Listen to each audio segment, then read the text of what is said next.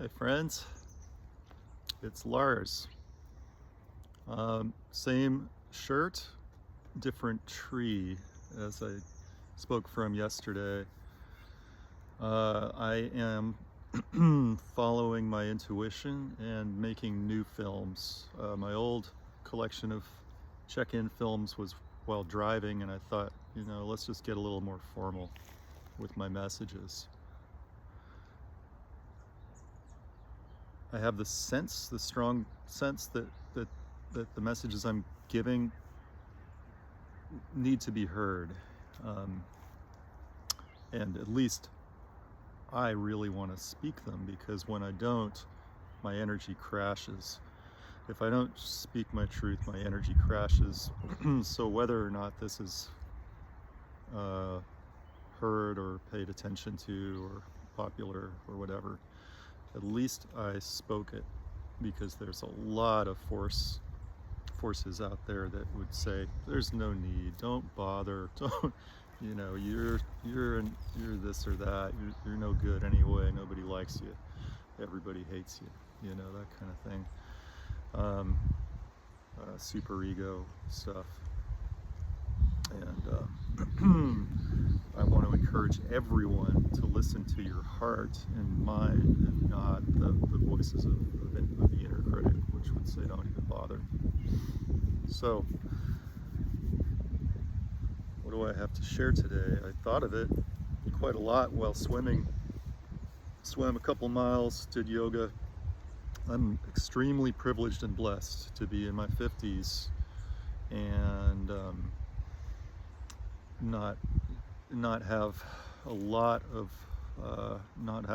of intense responsibility, except to help my family and my mom, who's been injured, and to be as kind as I can as I recover myself fully.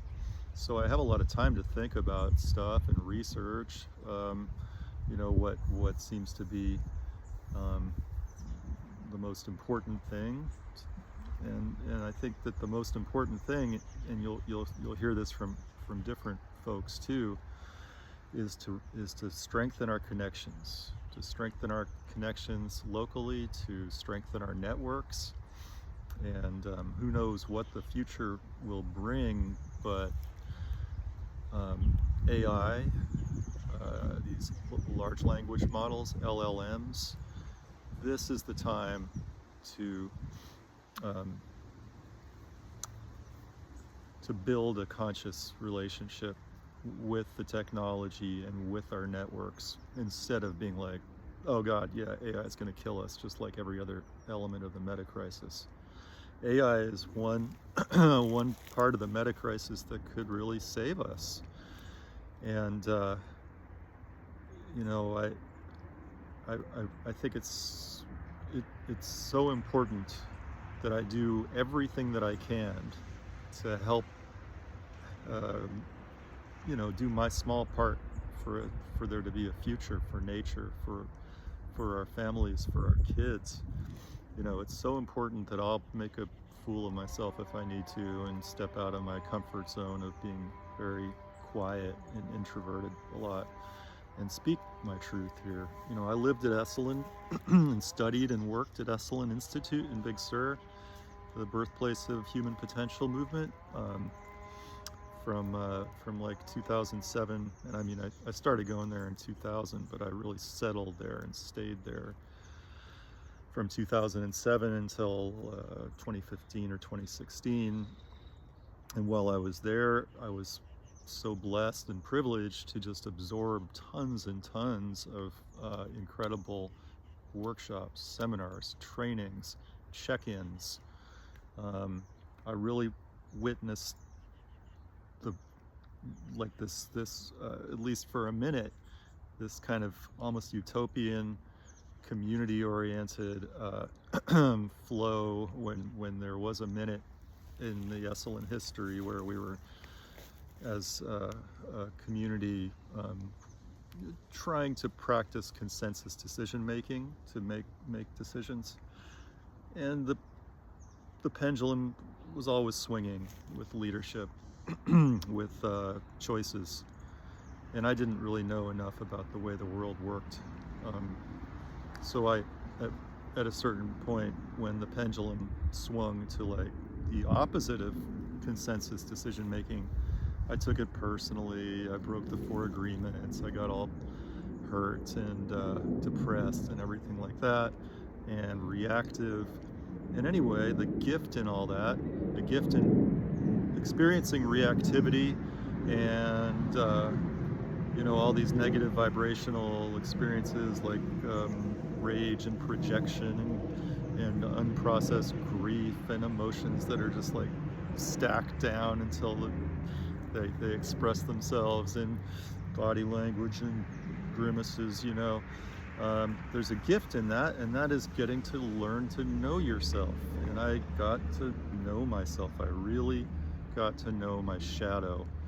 And not even while I was at Esalen, but after Esalen. I got to know my shadow so well when I met a new boyfriend, and he was so much fun, but a lot younger than me, and all these shadow characteristics of mine, which seemed like they were just part of me, which they are. I mean, they just seemed like naturally Lars, emerged until eventually, things went south. But fortunately, in a kind and friendly way, we parted ways.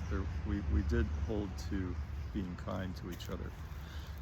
I was not so kind to myself, and that was, the gift in that is gnosis. The gift in that is greater self-awareness and the ability to be more curious about other people's dark places and other people's trends and tendencies to get into systems of accommodation and patterns of projecting and patterns of reactivity and curiosity, so that that's not an excuse to totalize someone into a DSM category, a codependent or a borderline or whatever like that, but it's an opportunity to be compassionate, to find, oh, okay, I had a down spiral too, and I got reactive and angry, and I got reactive and angry on social media, and then I got really ashamed, and I shut it all down, and then I started it up again, and then I looked and saw that Zuckerberg, gave $1 million to the MAGA, to Trump's win, and I was like, I don't want to support them, because every time I look at Facebook, I'll see something from somebody I used to know that I really want to talk to in person, and then the next thing down is the reptilians, which I love to read the reptilian posts. It's creative, it's weird, and it's thought-provoking, but actually it's also kind of like gorging on Halloween candy.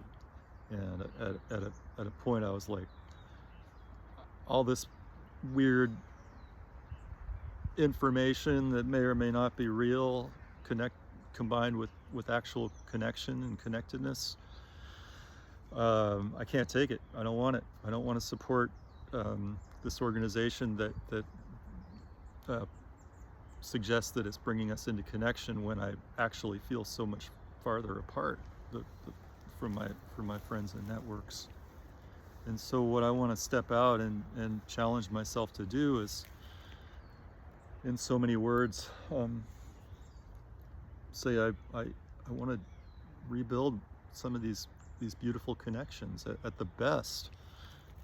In the best times, we were hugging all over the place, just so much presence, so much willingness to be experimenting with presence, and so much willingness to explore realms of presence and awareness and connection and connectedness, and so many gifts, and I just want to see that again. I work with these people in their early 20s. I was about to say these kids, young people. I'm a lifeguard at Stanford, and I work with young younger people, and man, you know, when I look at them, I just like want to love, just like say I love you. You know, I just feel a lot of love for people. You know, I really feel a lot of love for younger people, and a lot of just a really strong desire that they have a beautiful world to inherit, like I still have a beautiful world to be here and inherit. Today they had an event where they brought puppies from the ASPCA to be touched and cuddled and hopefully find a new home. And I was there with my younger colleagues, lifeguard friends and pool friends and other folks. And I was just like, you know, just like feeling a lot of love and care. And that's, you know, I know that's my true nature. And I know that the part of me that gets afraid and angry and reactive and shuts down Facebook and stuff like that, and gets upset and looks at the New York Times and is completely, you know, horrified by the actions of ICE and horrified by so many things that Trump does. I know that that part is more like my ego mind. And it's not that the ego mind has to die or go away. It's that I don't want to live from that.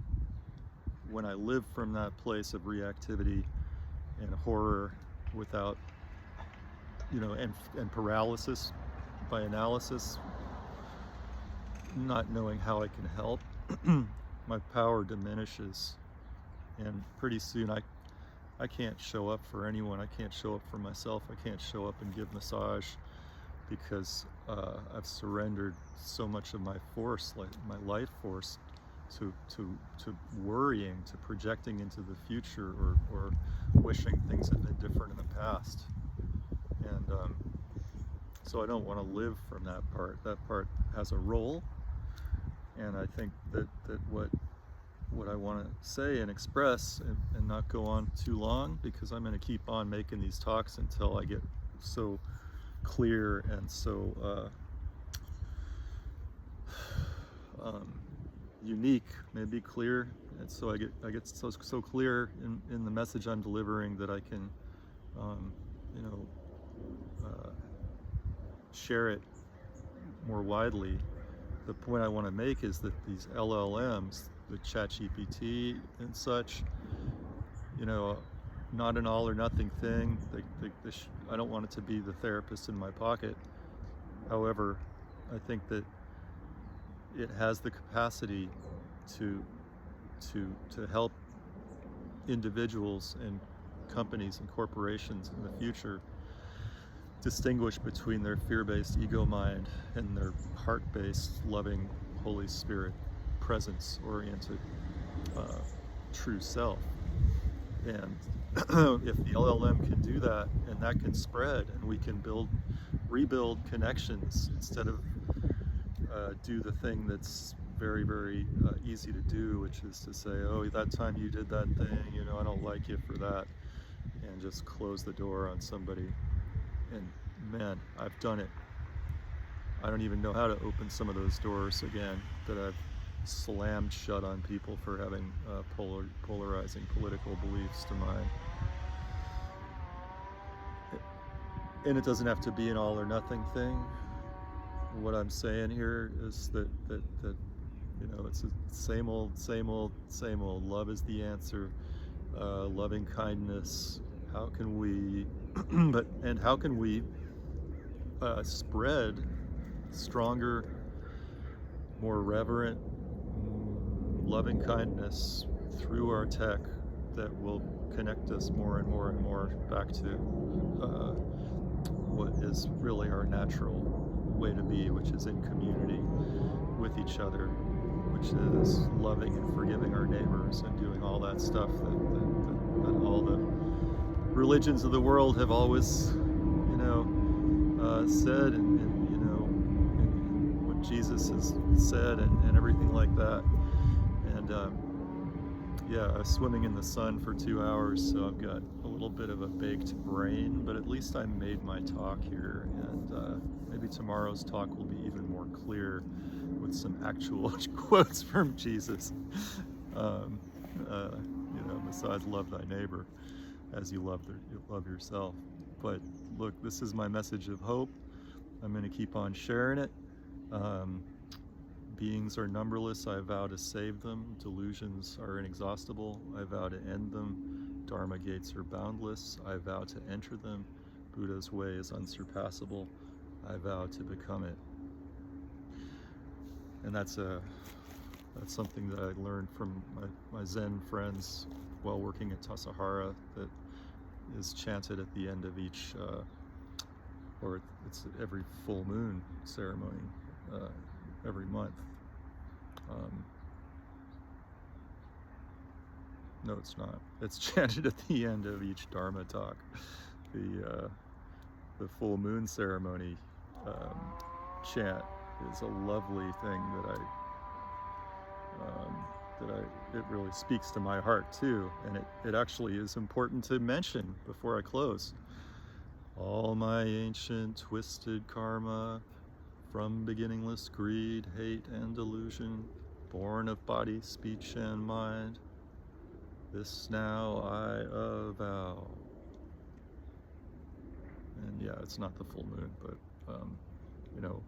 when we can own that we're all capable of being selfish or lying, even if it's a little lie, greedy, hateful, all that stuff, and we can own that instead of externalizing it, and let that be a way to forgive and love more. We can save this world for our future generations. Thank you.